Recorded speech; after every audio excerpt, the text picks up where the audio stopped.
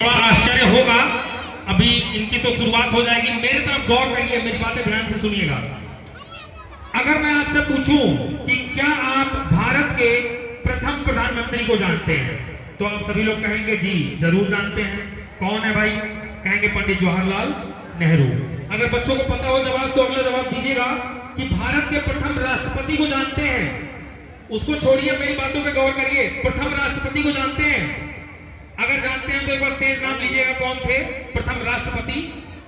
Doctor Rajendra Prasad. खुशी ने बिल्कुल सही जवाब दिया। ऐसे ही प्रथम को सभी लोग जानते हैं। अगर पूछा जाए कि प्रथम अंतरिक्ष यात्री कौन था, है ना, तो आप बता देंगे। आपसे पूछा जाए प्रथम आईपीएस महिला अधिकारी कौन थी, तो शायद कुछ बच्चों को पता होगा, किरण बेदी।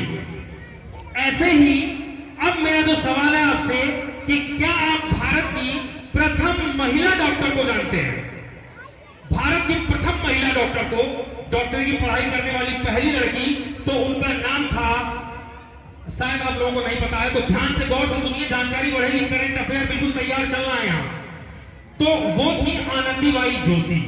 आनंदीबाई जोशी जो है वो भारत की वो बेटी है जिन्होंने सामाजिक बंधनों को तोड़कर इतिहास के पन्नों पर अपना नाम सुनहरे अक्षरों में लिख दिया। और आपको जान के आश्चर्य होगा कि मात्र 21 वर्ष की उम्र में अमेरिका से डॉक्टरी की डिग्री लेने वाली भारत की पहली महिला है आनंदीबाई जोशी, जिनका जन्म 1865 में महाराष्ट्र के ठाणे जिले के कल्याण में हुआ था।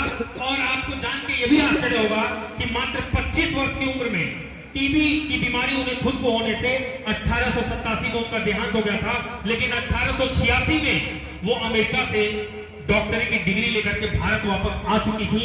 तो एक ऐसी महिला जिसने अपने निजी दुख को देश की महिलाओं के लिए प्रेरणा बना दिया, आज भी उसका जीवन हर लड़की को यह संदेश देता है कि अगर संकल्प मजबूत हो तो कोई भी मंजिल असंभव नहीं है। तो आइए तालियों की गूंज के साथ इस अदम्य साहस के प्रतीक भारत की गौरवमयी बेटी आनंदीबाई जोशी के पूरे जीवन व संघर्षों व सफलता को इस प्रस्तुति से समझते हैं। तो एक बार इन बच्चों के लिए बजाइएगा आप जोरदार ताली, और आनंदीबाई जोशी के लिए।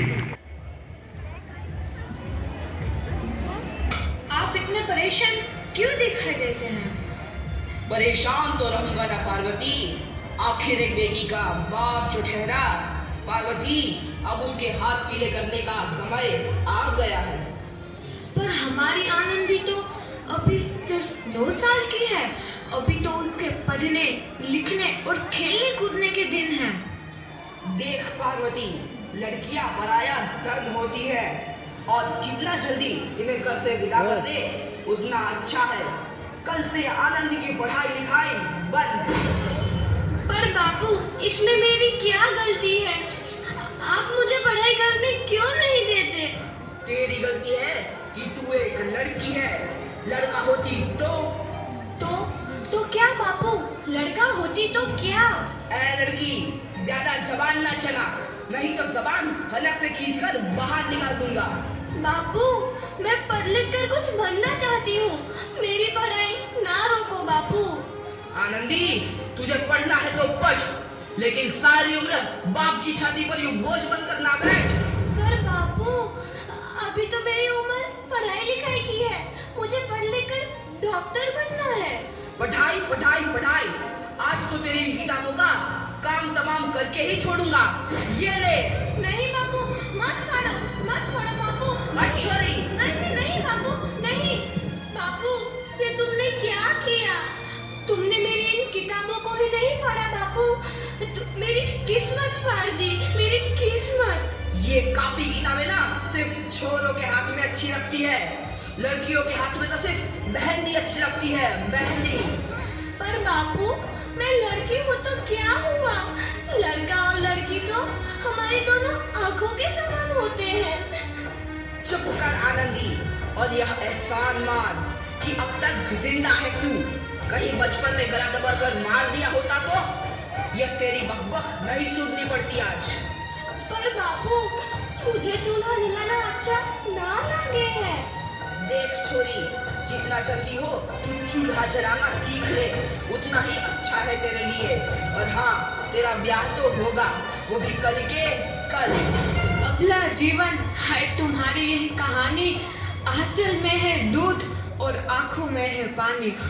मुझे माफ कर दे बेटी, तेरे बापू के जिद के आगे मेरी एक न चलेगी। माफ कर दे बेटी, मुझे माफ कर दे। इस प्रकार मात्र 9 वर्ष की छोटी उम्र में आनंदी का विवाह गोपाल राव जोशी से हो गया।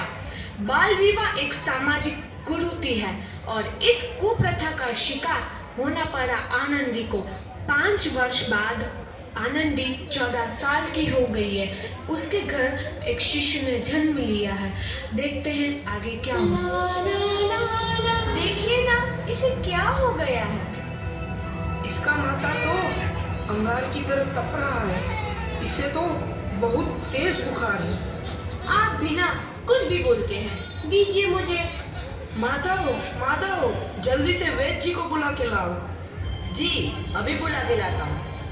ये तुम क्या कर रही हो आनंदी? भगवान की विभूति लगा रही हूँ। बस करो आनंदी, ये सब अंधविश्वास है। अरे आप यकीन तो कीजिए, भगवान की कृपा से इसका माथा ठंडा हो रहा है और बुखार भी उतर गया है ना बाबू? देखिए, दीजिए मुझे। उठो बाबू, आंखें खोलो, तुम्हें तुम्हारी माँ बुला रही है। आंखें खोलो, देखिए ना इसे क्या हो गया है। आंखें भी नहीं खोल रहा। आंखें खोलो बेटा। आप चुप क्यों है?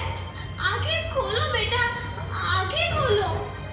आनंदी, हमारा बेटा कभी आंखें नहीं खोलेगा।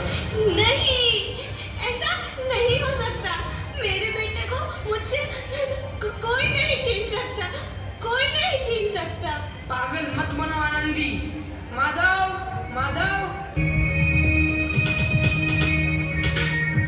आनंदी, बंद करो ये पागलपन। भगवान ने मेरा बच्चा छीन लिया। भगवान ने नहीं, तुम्हारी अशिक्षा और अंधविश्वास ने तुम्हारा बच्चा छीना है। अगर तुम पढ़ी लिखी होती तो आज हमारा शिशु जीवित होता। तुम अनपढ़ थी आनंदी, अनपढ़। नहीं, अब मैं अनपढ़ नहीं रहूंगी। मैं अनपढ़। मैं पढ़ूंगी ताकि कल किसी और आनंदी को इलाज के अभाव में अपना बच्चा ना खोना पड़े। शाबाश आनंदी, और यही तुम्हारे अपराध के लिए प्रायश्चित भी है।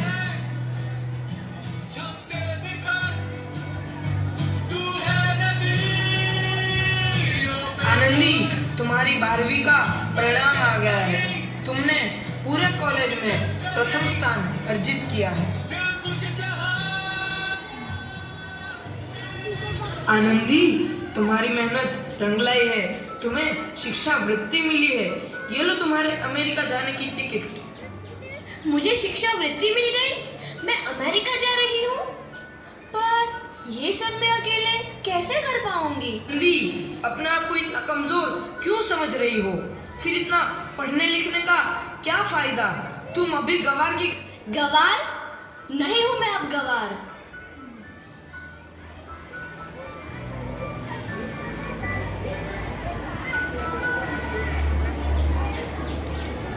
तो इस प्रकार 7 अप्रैल 1883 को आनंदी अमेरिका के पेंसिल्वेनिया के लिए रवाना हुई और 3 साल बाद उन्होंने डॉक्टर ऑफ मेडिसिन की उपाधि प्राप्त कर ली। इधर आनंदी के पिता की तबीयत बहुत खराब है। आगे क्या होता है देखते हैं। लगता है अब मेरे जाने का समय आ चुका है। अब मैं नहीं बचूंगा। ऐसा मत बोलो। शहर के सिटी हॉस्पिटल में अमेरिका से डिग्री लेकर कोई बड़ा डॉक्टर आया है। एक बार वहां चलकर दिखा लेते हैं। हाँ, सही बोला भैया। कम से कम दिल को तसल्ली तो मिल जाएगी। हाँ, चलो जल्दी हॉस्पिटल चलते हैं।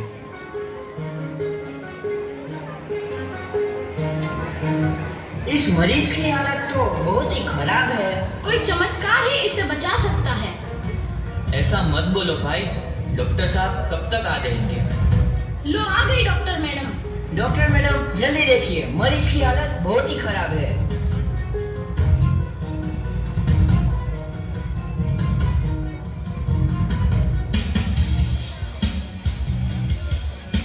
अब आप बिल्कुल ठीक हैं।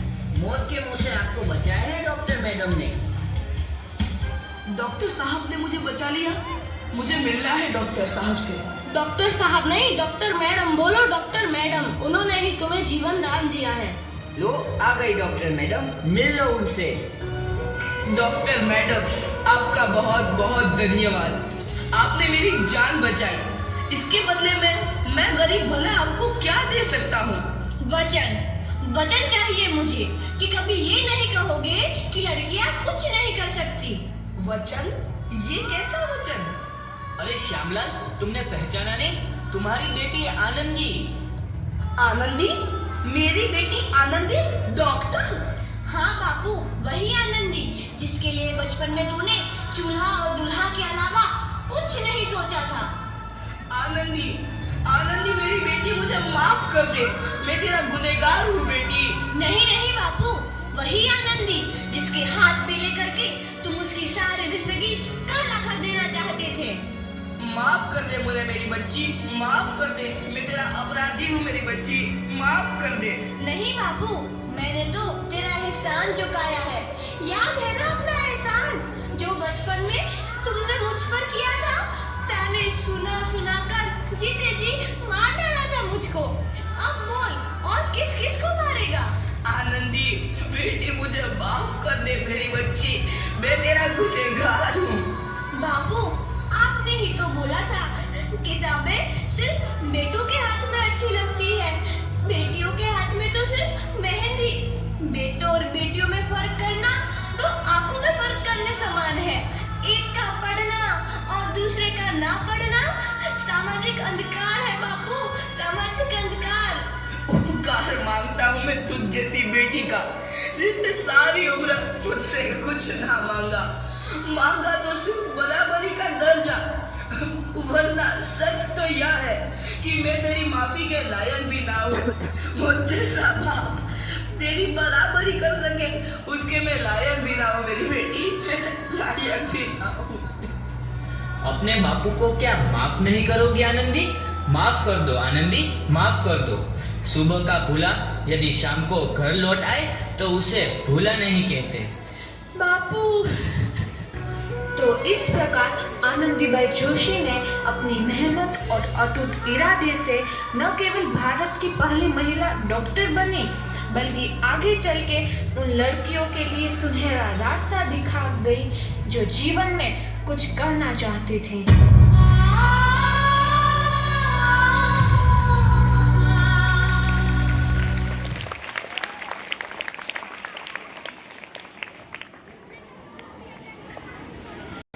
आनंदीबाई जोशी की ये कहानी अगर आपको थोड़ी भी टच कर गई हो, थोड़ी भी भावनाएं आपकी अगर महसूस हुई हो आपको, और खास तौर से ये जरूरी इसलिए भी था कि एक लड़की, एक महिला, आप सोच के देखिए 1865 1866 की का वो भारत जब लड़कियां अपने घर की चारदीवारी नहीं फांद पाती थी, वो लड़की अमेरिका तक चली गई, वो भी डॉक्टरी जैसी पढ़ाई करने के लिए।